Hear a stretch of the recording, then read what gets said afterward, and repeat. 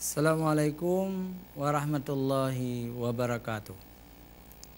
Alhamdulillahirabbil alamin wa bihi nasta'inu ala umuri dunya waddin. Asyhadu an la ilaha illallah wahdahu la syarikalah wa asyhadu anna Muhammadan abduhu wa rasuluh. Allahumma shalli wa sallim ala sayyidina Muhammad wa ala alihi wa sahbihi ajma'in. Puji syukur kita panjatkan kehadirat Allah pencipta semesta alam. Salawat dan salam kepada junjungan kita Nabi besar Muhammad sallallahu alaihi wasallam beserta keluarga dan sahabat beliau sekalian.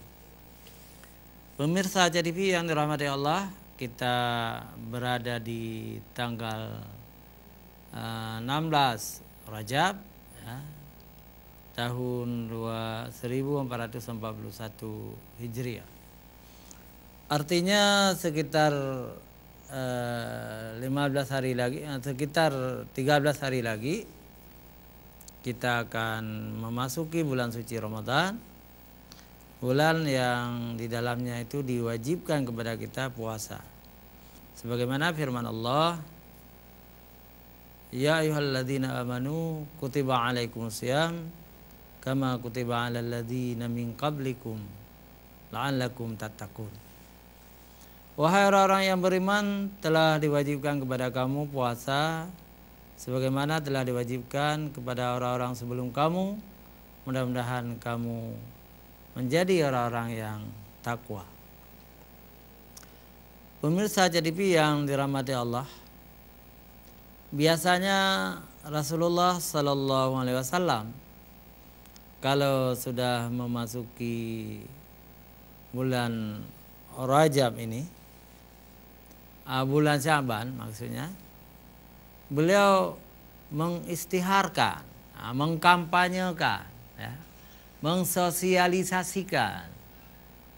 Jadi beliau memberitahukan kepada masyarakat, kepada umat Islam seluruhnya bahwa kita akan memasuki bulan mulia, bulan Ramadan. Dielu-elukan, bulan itu dielu-elukan. Jadi caranya, kalau di zaman Nabi dulu Rasulullah berkhutbah di masjid hari Jumat bahwa kita tidak lama lagi akan datang bulan suci Ramadan. Dan salam mereka dilanjutkan setelah Assalamualaikum warahmatullahi wabarakatuh. Juga mereka mengucapkan marhaban ya Ramadan, marhaban, selamat datang, selamat datang wahai bulan Ramadan, marhaban ya Ramadan. Jadi selamat datang wahai bulan Ramadan. Nah, dalam perspektif, dalam kekinian, ya, boleh saja kantor-kantor pemerintah itu membuat spanduk atau membuat baliho, ya, baliho selamat datang, marhaban ya Ramadan, itu harus ada, ya. Apalagi daerah kita ini daerah syariat Islam. Jangan sampai masuk bulan suci Ramadan tidak ada semacam baliho, tidak ada spanduk. Jadi itu adalah kita tidak mencintai syariat Islam.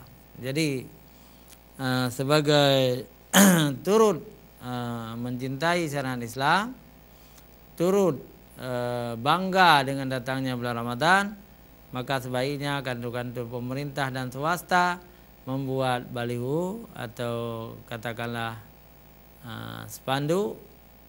Yang kalau spanduk itu mungkin kecil, baliho itu besar, itu bagus sekali. Ucapkan marhaban ya Ramadan, selamat datang wahai bulan Ramadan. Itu ada pahalanya. Itu juga bagian dari dakwah Islam. Itu anggota-anggota DPR, DPRA, DPRK, itu kan banyak duit, ya. Buat baliho, ya. Buat baliho. Jadi itu adalah dakwah, yang mendapat pahala dari Allah Subhanahu wa taala. Jadi dakwah marhaban ya Ramadan. Sedangkan tema kita hari ini tentang cara lain. Cara lain umat Islam di Aceh ya. Ada di Aceh ini disebut dengan megang.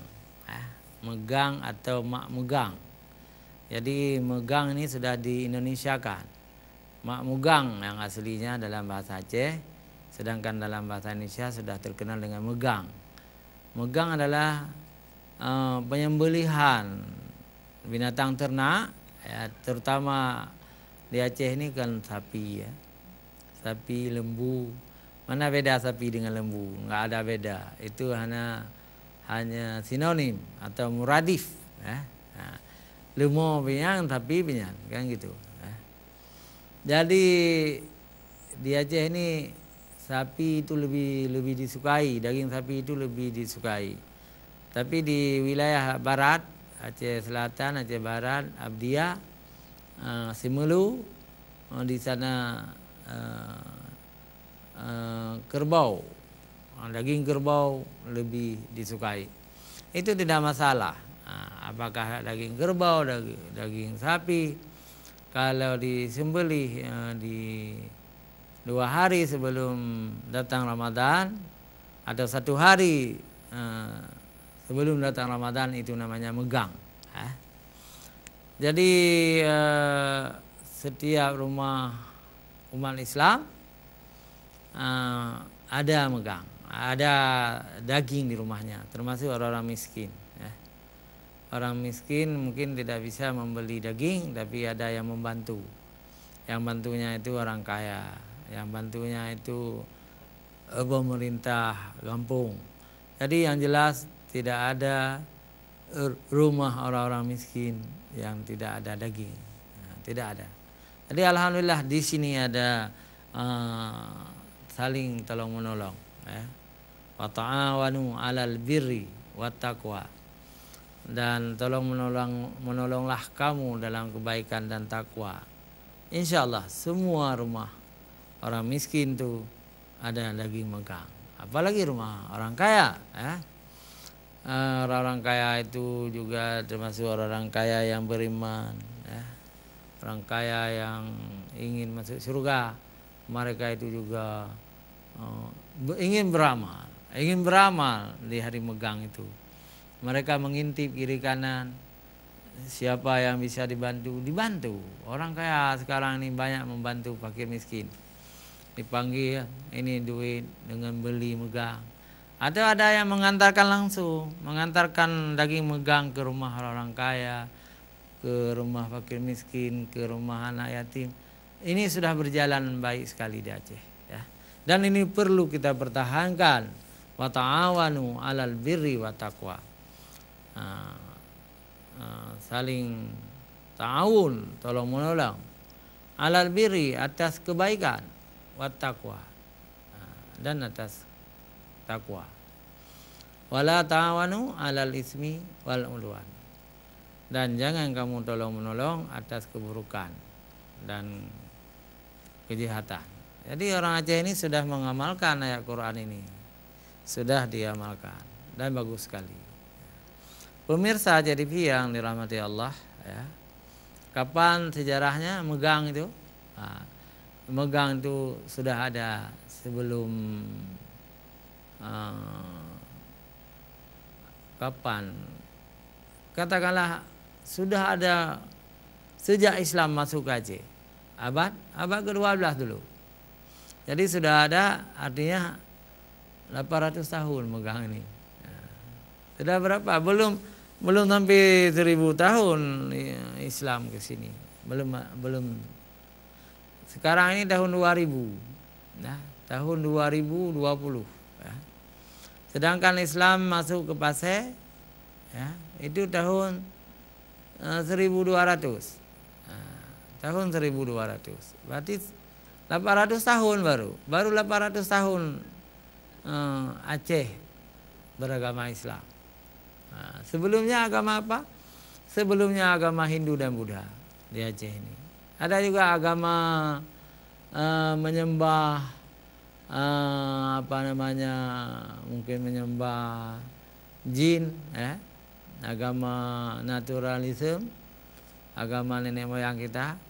Yang jelas kemudian datang agama Islam dengan membawa budaya yang maju, yakni budaya yang baik-baik, budaya yang modern, ya. Manusia di Islam mengajak manusia untuk beribadah kepada Allah semata-mata. Ya, jadi Allah orang Islam hanya satu, yakni Allah Subhanahu wa taala. La ilaha illallah. Tidak ada Tuhan selain Allah. Jadi Allah orang Islam satu. Dalam firman Allah yang lain disebutkan Bismillahirrahmanirrahim, Qul huwallahu ahad. Katakanlah hai Muhammad, Tuhan itu satu. Lam yalid wa lam yulad. Itu sudah Allah samad dulu ya. Allah samad, Allah tempat kita meminta pertolongan. Qul huwallahu ahad, Allahu samad, lam yalid wa lam yulad. Allah orang Islam ini tidak beranak dan tidak diperanakkan. Coba bandingkan dengan agama-agama lain nanti. Agama lain Tuhan mereka itu punya ayahnya gitu kan. Atau Tuhan mereka itu punya anaknya. Tuhan orang lain itu kadang-kadang Tuhan itu mati hidup kembali.